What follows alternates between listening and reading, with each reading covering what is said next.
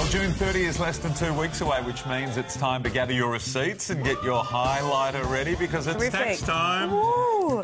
Now, apparently we have to be particularly careful this year not to overclaim because the ATO has issued a warning that those who do could be busted by a random audit. To tell us what we can and can't claim is our money man from Motley Fool, Scott Phillips. Morning, Scott. Good morning, so guys. what are the red flag items that the ATO are looking out for? Yes, the big ones are work-related expenses in particular, and they're looking specifically this year at work-related education expenses and the education expenses that go along things like travel, the things that kind of go with your work. So those are the things: clothing, laundry, you can see there, car expenses, meals and travel. The things that are work-related are where they're going to focus this year. Interesting question, this one. People taking advantage of sharing economy, Airbnb and Uber and those sorts of things.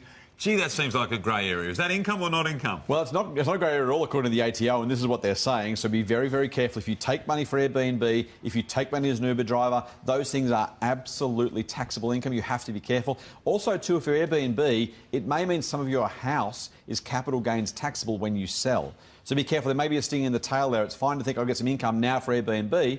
When you go to sell, the ATO will say, well, some of that increase was taxable because you use it as effectively a business. And that makes it CGT liable effectively. Right. Now, what about people that are hopeless at keeping receipts? I don't know who they are. Hypothetically, Mike. Is there any leeway in the law for them? Not a lot. Now, so a couple of areas there are. The first one is you can claim up to $300 worth of work-related expenses without receipts and $150 worth of laundry expenses without receipts, work-related laundry expenses.